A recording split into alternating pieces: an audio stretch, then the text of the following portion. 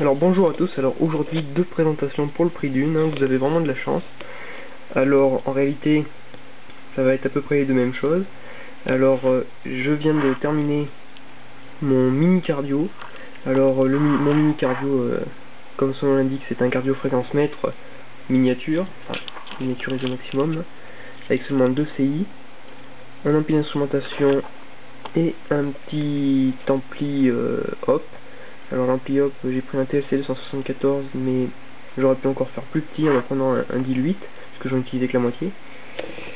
En réalité, ce circuit, c'est pas mon premier coup d'essai, hein, parce qu'en réalité, donc la première présentation, ça va être avec la carte Arduino et le petit écran LCD qui va faire un peu effet oscilloscope, on va dire, mais vous allez voir que c'est un petit peu dégueulasse. Et la vraie carte qui est ici, qui est en réalité mon thème back. Et comme vous pouvez le voir, là on retrouve le même principe. Alors ici j'ai bien utilisé la version avec uniquement 4 broches et un pic à l'intérieur qui va permettre avec le petit LED ici d'afficher la fréquence directement. Mais vous verrez tout à l'heure. Alors premièrement, déjà cette version, donc la pile. Voilà.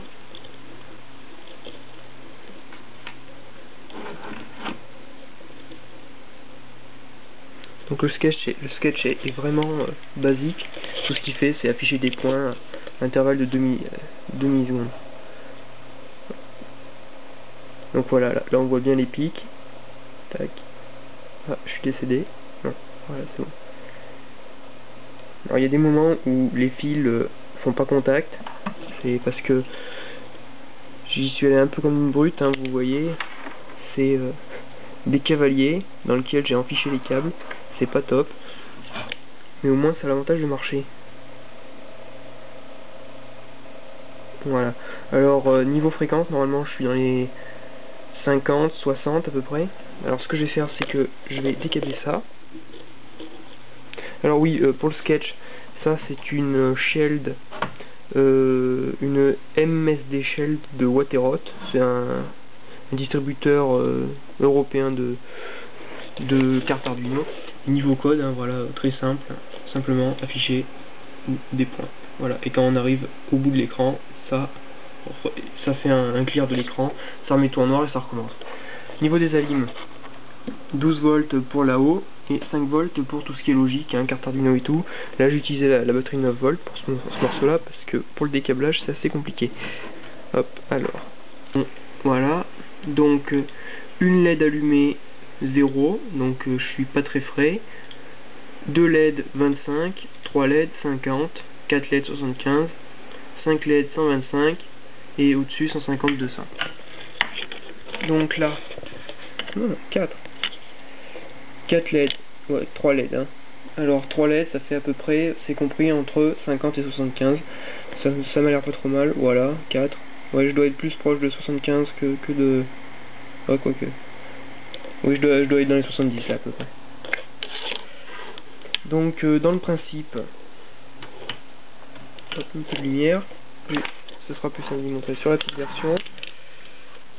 Ici donc le INA 114 qui est utilisé avec une résistance de 680 ohms et son petit condensateur de découplage.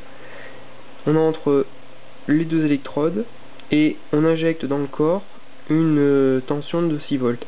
Ça permet de centrer le signal qu'on va recevoir en sortie du INA dans là-haut sur 6 volts, et comme il est alimenté entre 0 et 12 volts, ça évite de faire une alimentation symétrique, ce serait chiant, ça demanderait une alimentation plus 12 moins 12, ce serait pas pratique, alors que là on a 0,12 volts, c'est nickel, ça marche bien.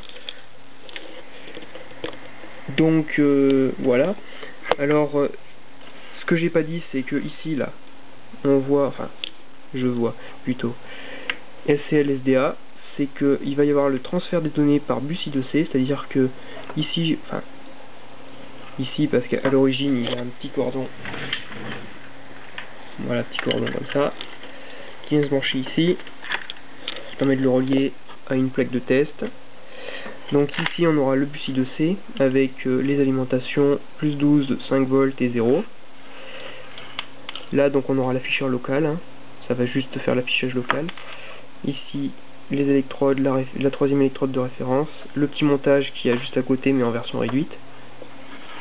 Ici le pic, et puis là un autre TLC 274 parce que je fais aussi de la comparaison pour pouvoir y ajuster du 12 volts au 5 volts. Donc voilà, donc là le bouton reset, hein, classique. Alors là c'est le port parce que à l'origine je voulais utiliser une carte Arduino mais on m'a forcé à utiliser un pic. Et pour les pics il faut utiliser cette petite prise de téléphone qui permet de connecter le débugger de MPLAB.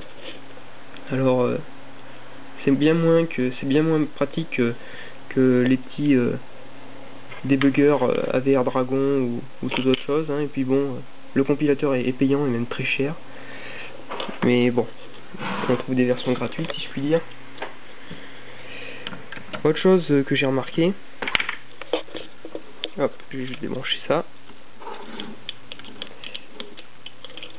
Voilà, donc là j'ai le Arduino Silo, hein. Voilà, donc là on a un niveau 0 et j'ai remarqué que si on vient par exemple mettre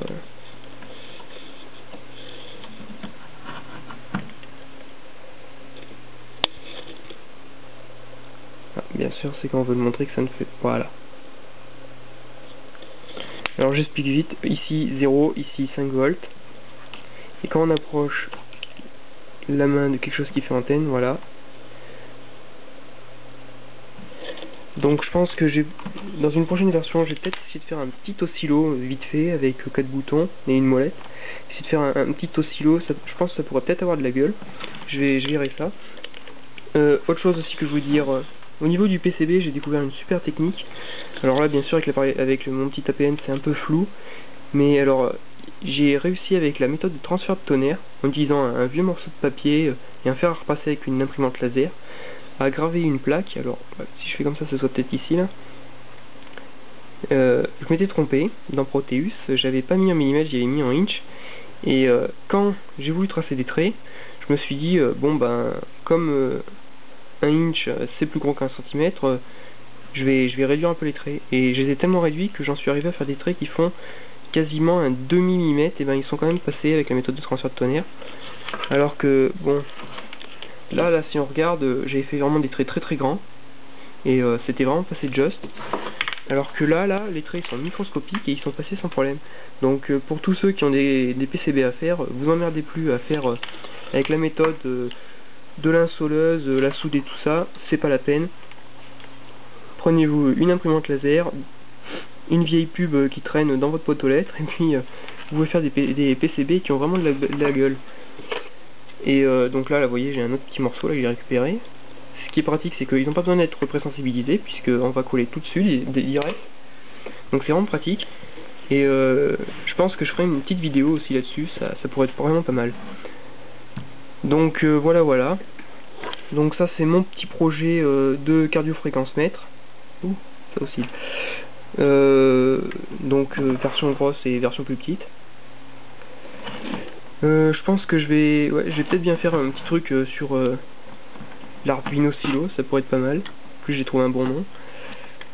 Et voilà. Merci d'avoir regardé cette vidéo, bien que elle n'ait pas grand intérêt. Et j'espère que vous serez là pour la prochaine. Alors quand je dis pour la prochaine, je sous-entends peut-être pour un tutoriel sur comment graver une plaque avec la méthode de transfert de tonnerre, et sur le futur Arduino Silo, indispensable à tous les geeks, si je puis dire.